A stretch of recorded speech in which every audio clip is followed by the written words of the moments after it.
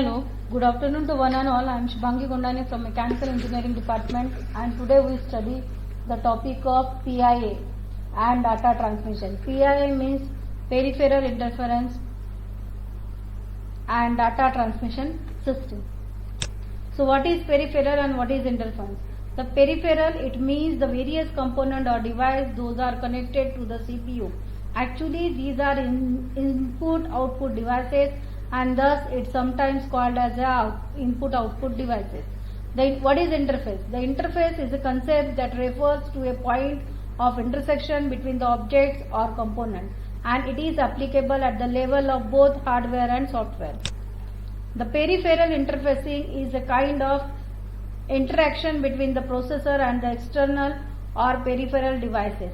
To interface the physically, a component or mediator between the input-output devices and the processor is called as an input-output module. The input-output module at one end is connected to the system bus of processor, and at other end it may be connected to the number of input-output devices to convey the information from input-output devices to processor and vice versa. This is a PIA. This is a diagram which shows the PIA. This is various types of the system which is known as an buses, and these is also modules. This is a number of the keys or pin configuration which is used in microprocessor. So this is a diagram in which the systems can be worked. A simplified block diagram of input-output module. An input-output module is not simply a set of mechanical connector that a wire device into a system bus. Rather, the input-output module contains the logic for performing a communication functions between the peripheral and the buses. This is a module. This is the data which is required. This is a data lines. This is the address bus, and this is a control line. With respect to these data lines, the data register and control registers can be registered with respect to in and out data, and these out is connected to the external device interface angle, and these provides the data status and control, and these input is also connected to the data status and control. So this is the systematic module structure of interface.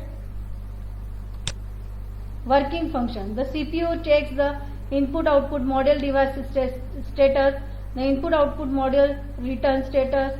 If ready, CPU requests data transfer. Input-output module get data from the device. Input-output module transfer the data to the CPU. The peripheral interface adapter.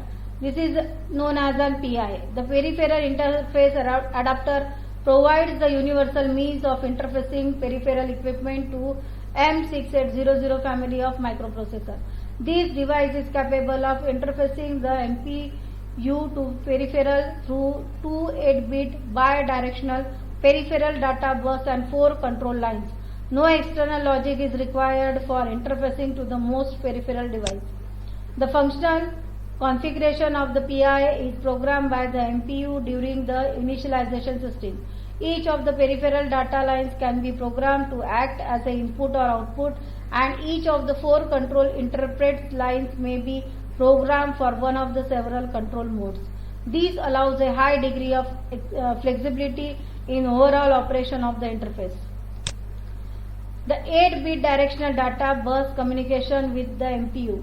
2 database 8-bit bus for the interface of the peripheral. 2 program control register. 2 programmable data direction register. 4 individually control interrupted input lines. 2 usable or peripheral control outputs. Hand stack control logic or input and output peripheral operation. Program control interrupted and interrupted disable capabilities. TTL computational statistic operations. So this is a peripheral adapter. L suffix, this is make of the ceramic package, and second is S suffix, it is made up of a acrylic package, and P suffix, it is made up of a plastic package. So this is called as a peripheral interface adapter. So S suffix, L suffix and P suffix. L suffix can be represented with respect to the temperature, order and number. L suffix is also represented with respect to temperature, number and order. P suffix is also represented with temperature, number and order. Data transmission, parallel versus serial. What is data transmission?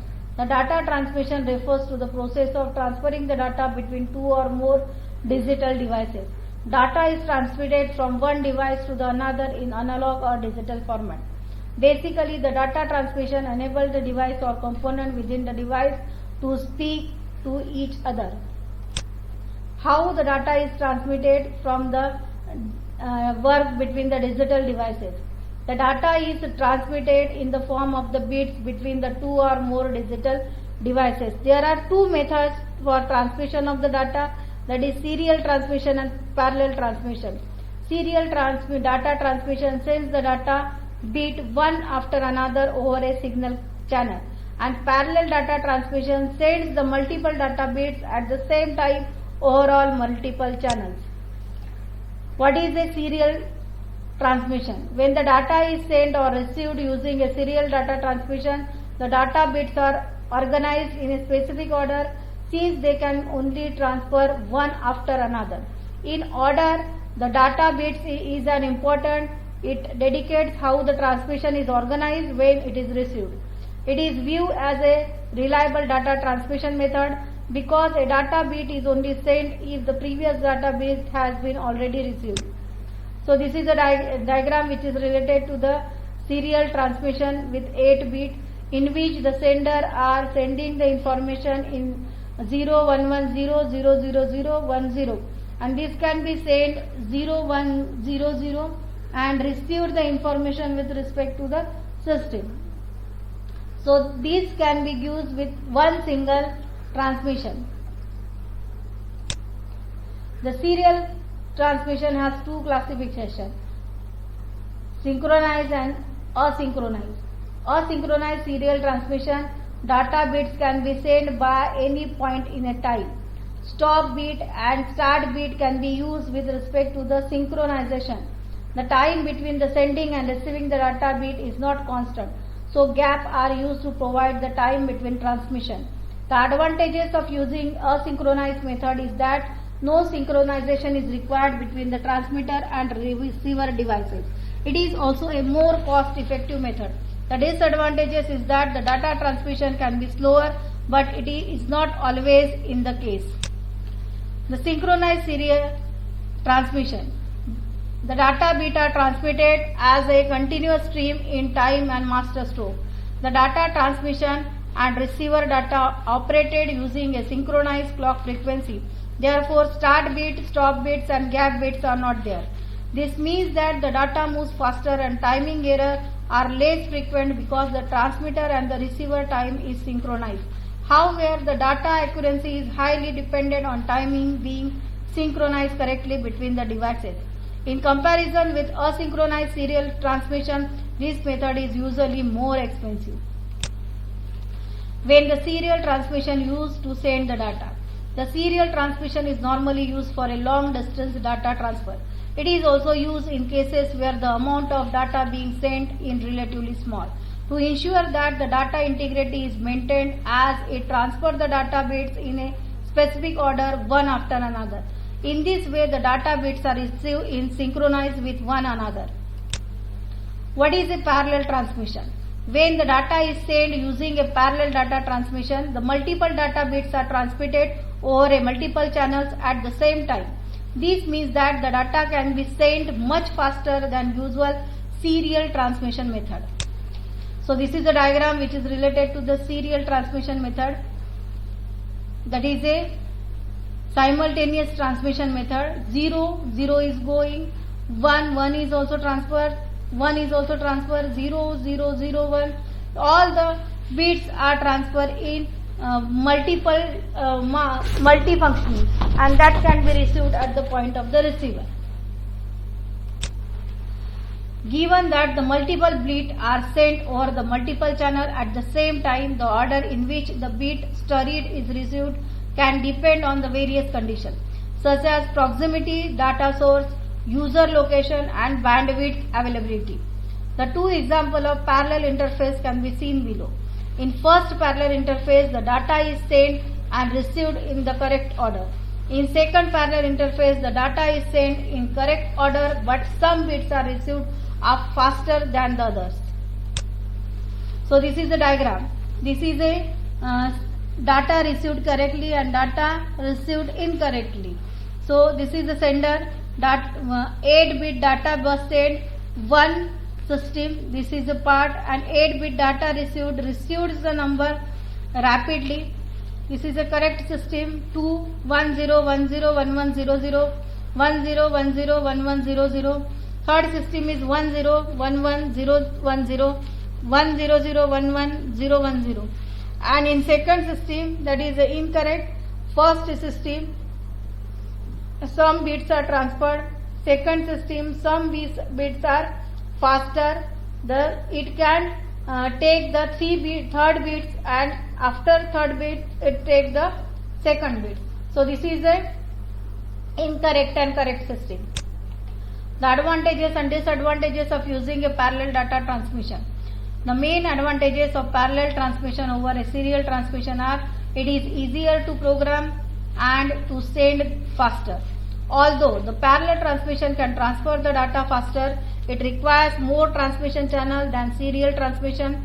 This means that the data bit can be used or synchronized depending on the transfer distance and how fast each bit load. A simple example where the bit can be seen is with the voice over IP. Call when destroyed or interface is noticeable. It can also be seen when there is a skipping or interfacing on a video stream. When the parallel system is used and send the data. The parallel transmission is used when a large amount of data is sent, a data being sent with time sensitivity and the data needed to send quickly. The scenario where the parallel transmission is used to send the data is video streaming. When the video is streamed to the viewer, bits need to be received quickly to prevent the video pausing and differing.